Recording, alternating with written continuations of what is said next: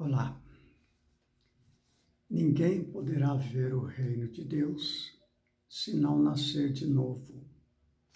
Este é o título do capítulo que estamos examinando nos vídeos anteriores e hoje. E há um aspecto deste assunto, que é a reencarnação, que sofreu e ainda hoje sofre, mas especialmente na época de Allan Kardec, muitos ataques. Na ocasião, quem dominava o ambiente religioso na Europa era a Igreja Católica. Então, havia um argumento sempre procurando demonstrar que a tese da reencarnação era falsa, né? Então, muitos argumentos eram apresentados. Todos eles, evidentemente, eram contra-argumentados por Allan Kardec, seja na Revista Espírita, seja nos seus livros, né? E ele aproveitou, no lançamento desse livro, O Evangelho segundo o Espiritismo, incluir uma argumentação a respeito de uma desses questionamentos da Igreja Católica, que afirmava que a reencarnação destrói os laços de família. E Kardec, então, tem essa explicação no livro Evangelho e Espiritismo, num item denominado A Reencarnação Fortalece os Laços de Família. Ao passo que a unicidade da existência os rompe. Então ele contra-argumenta. Não é a reencarnação que rompe os laços de família. É a unicidade da encarnação. Se você só não tem reencarnação, se você só reencarna, se você só vive aqui na carne uma vez, isso sim, argumenta Kardec, isso rompe os laços de família. Então ele relaciona, no final desse item, alguns entendimentos que eram estabelecidos por diferentes correntes de pensamento acerca do que vem acontecer após a morte do corpo. Então ele diz assim, que, primeiro, há a tese dos materialistas, que afirmavam e afirmam que após a morte do corpo existe o nada. Quer dizer, acaba tudo, né?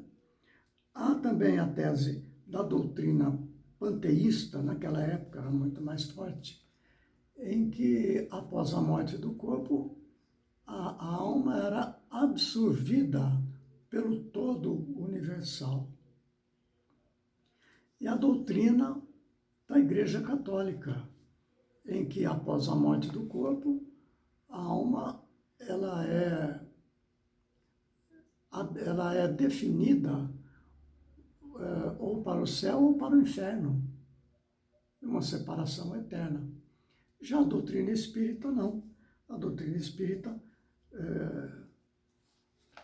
apresenta essa ideia da progressão indefinida do espírito. Não há qualquer obstáculo ao prosseguimento do progresso da alma. Não se trata apenas de uma encarnação, e esse progresso se dá através de múltiplas encarnações.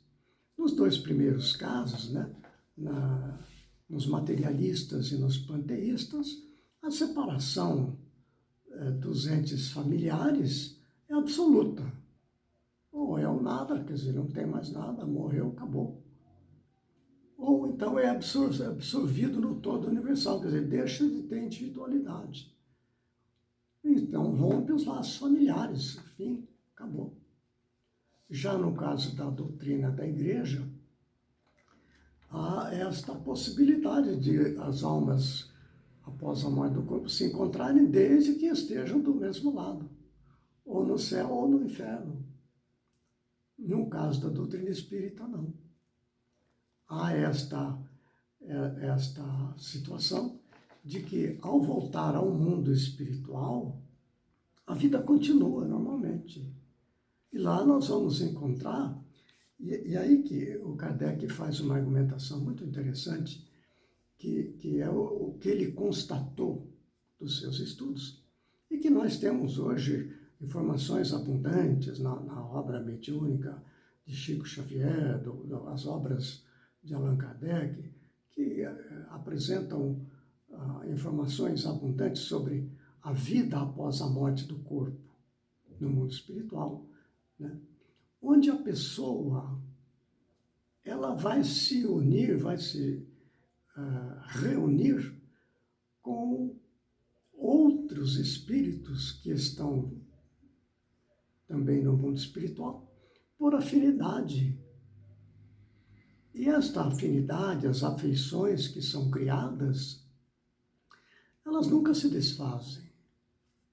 Elas tendem a aumentar. Há uma outra encarnação, alguns destes amigos que se uniram por afinidade em verdadeiros grupos que ele chama de legiões de espíritos, afins, amigos, que se ajudam mutuamente. Às vezes é uma companheira que ficou mais para trás porque não venceu determinadas tendências, então os que estão mais à frente ajudam os que estão mais atrás. E assim todos desta família espiritual progridem indefinidamente. Não é? Esta questão ela é extraordinária, ela nos traz assim uma esperança e uma alegria de viver muito grande. Eu selecionei nesse estudo do Kardec algumas frases que retratam as ideias que o Kardec destacou nessa argumentação. Veja, por exemplo, falando desses grupos de espíritos que se reúnem por afinidade após a desencarnação, outros que estavam já no mundo espiritual se reúnem e tudo. Ele faz a seguinte observação para dizer o quanto os laços de família, sejam famílias aqui encarnadas ou desencarnadas na família espiritual, quanto que os laços se fortalecem com o tempo. Olha esta frase. Cada vez menos presos à matéria, mais viva se lhes torna a afeição recíproca, pela razão mesma de que, mais apurada, não tem a perturbá-la o egoísmo, nem as sombras das paixões. Então, estas afeições, elas se tornam mais fortes, mais apertadas, digamos assim, né? Com o passar do tempo. Por que isto é assim? Porque há uma força divina em cada criatura que nos arrasta para Deus. Esta é a natureza do ser. Na essência divina do que fomos criados por Deus, temos esta força que nos arrasta para o progresso, para Deus. Há uma tendência natural do progresso. Então, com o passar do tempo, as primeiras encarnações do espírito humano, ele é ainda muito preso à matéria, muito dirigido pelos instintos, e com o repetir das encarnações, vai se desenvolvendo a espiritualidade desta criatura. Primeiro, muito tênue, pequenos gestos, né? Antes, muito brutos, né? Nas primeiras encarnações do espírito, e com o passar do tempo, a espiritualidade vai despertando e ir se desenvolvendo. Então, é inevitável que nós venhamos a desenvolver a nossa espiritualidade e nos tornando cada vez menos presos à matéria. Isso faz com que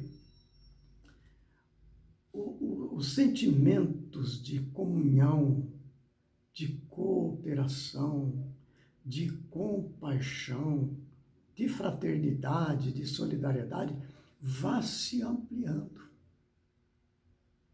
Então, quanto mais espiritualizado, mais fortes vão se tornando os laços de afeição.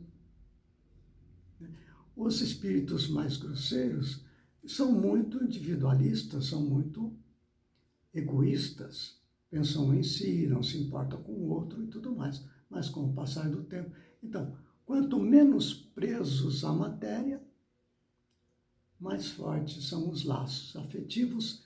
E estas famílias espirituais, não é? Elas vão se ampliando com o tempo. Elas tendem a aumentar indefinidamente. Até que, lá no futuro distante, para onde nós estamos rumando o nosso progresso para Deus, nós venhamos a sermos afetuosos com tudo que existe na criação divina. Este é o caminho. Este é o destino do ser. Jesus disse, eu e o Pai somos um. Ora, se ele, que é o Espírito puro, é unido com Deus desta maneira, eu e o Pai somos um, certamente ele é extremamente amoroso com toda a criação de Deus.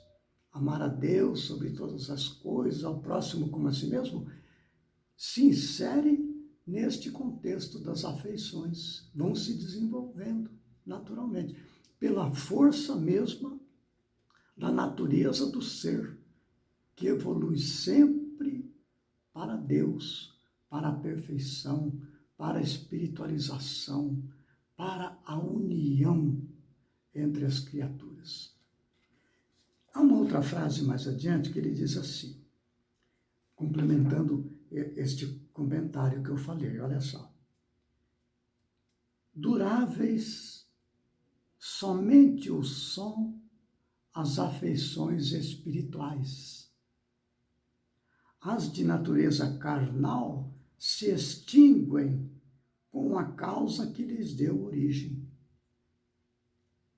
Isso já diz muito, né? Às vezes os casamentos, as uniões por interesse, seja por vaidade, seja por riqueza, seja por atrações de natureza sensual, que não tenham na sua vivência com o seu companheiro, com a sua companheira ao longo da encarnação, não se desenvolva um afeto verdadeiro, tão logo a pessoa venha a falecer, se desliga totalmente aquela ligação. Não há um laço afetivo que tenha se desenvolvido. É apenas um interesse de natureza material. Essas não são duráveis, de maneira nenhuma. As duráveis são aquelas que são espiritualizadas. Mais adiante ele diz o seguinte, numa outra frase que eu destaquei, são frases muito fortes, muito interessantes, olha só. Com a reencarnação, ascendentes e descendentes podem já se terem conhecido, vivido juntos, amado, e podem reunir-se mais tarde a fim de apertarem entre si os laços de simpatia. O normal é que esses grupos afins, grupos familiares, eles reencarnam e vivem como amigos, como familiares, como pai, como mãe, como irmão, como irmã, como tio, tia, avó, avô. Essas ligações de natureza afetiva, elas se repetem ao longo das reencarnações, em diferentes posições. Às vezes a pessoa foi um pai, na outra encarnação ela vem a ser um irmão, às vezes foi uma mãe, vai ser uma irmã, uma tia, uma avó. Essas ligações de natureza afetiva se trocam, às vezes, de uma encarnação para outra, mas são os mesmos espíritos que geralmente se ajudam e reencarnam e integram a mesma família. Não só a mesma família, como grupos de amizade, grupos de trabalho, essas ligações que todos nós sabemos identificar. Não só as amizades, é preciso dizer. Às vezes desafetos também se unem em nossa família para que acertemos pendências emocionais que ficaram não resolvidas no passado. Então vem, a pessoa nasce na mesma família, aquela pessoa é a ovelha negra da família e tal. Por que que nasceu ali? Não é sem razão. Há necessidade de se acertarem aquela pessoa com o grupo familiar, com alguém do grupo familiar, para que não permaneça eternamente as desavenças. Não, porque isso é um impedimento para o progresso do espírito. Essas mágoas, rancores, ódios. Então, são maneiras que os nossos mentores espirituais superiores, porque todo grupo familiar tem os seus espíritos elevados que coordenam a evolução e o progresso de grupos, não é? Que colocam estes desafetos dentro da família, dentro do grupo de trabalho, etc., para que as pessoas convivendo venham a passo superar desavenças e prosseguirem todos na direção da união afetiva, que é o destino de todos os seres. Olha só, há esta frase aqui, que diz assim: com a pluralidade das existências, inseparável da progressão gradativa, há a certeza na continuidade das relações entre os que se amaram. E é isto o que constitui a verdadeira família. Essas frases que eu quis destacar, há muitos detalhes extraordinários neste relatório do Emmanuel, do Allan Kardec, desculpe, que nos dão uma esperança muito grande. Não se trata apenas de nós, como indivíduos, termos a continuidade da vida após a morte do corpo.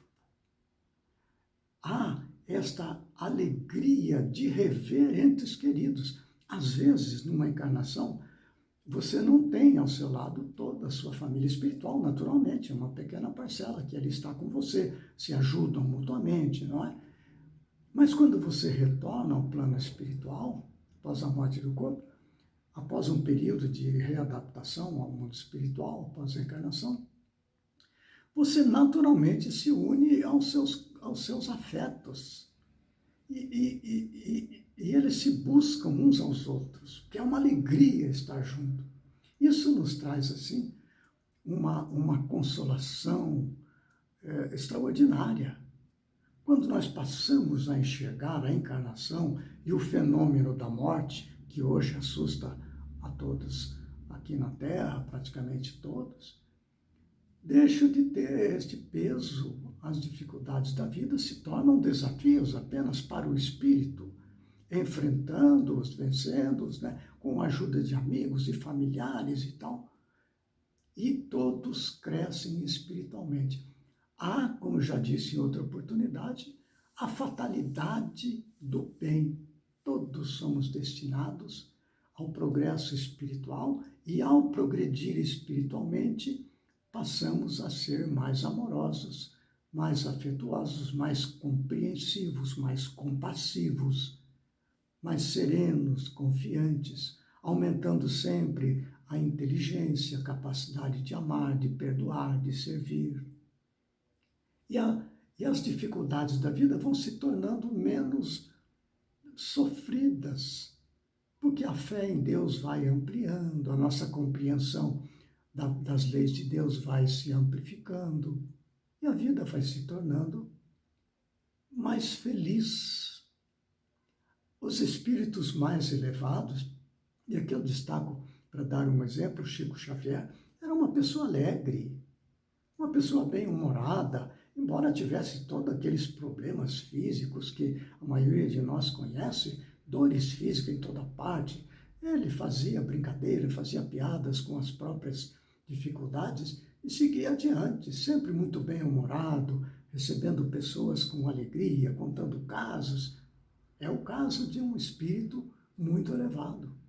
Os espíritos bem elevados são bem-humorados, são pessoas gentis, serenas, e nós um dia chegaremos lá também. Então fica esses comentários, eu deixo então para a gente analisar na nossa vida e ter assim esta esperança que ao retornar ao plano espiritual, vamos nos juntar aos nossos entes queridos. Se nós aqui temos uma vida serena, uma vida de prática do bem aqui e ali, é isso que vamos encontrar nos nossos amigos no plano espiritual. É assim que a vida prossegue, sempre com esperança, com alegria, progredindo para Deus, todos nós, onde então vão se ampliando os laços de família espiritual cada vez mais, até atingir a humanidade toda, não só da Terra, mas de todo o universo, onde nós seremos um com Deus como Jesus. Nós vamos encerrando aqui este vídeo e no próximo vídeo nós retornaremos com algumas instruções do Espírito São Luís, que traz 2 mensagens que nós vamos fazer também alguns comentários. Até lá, então.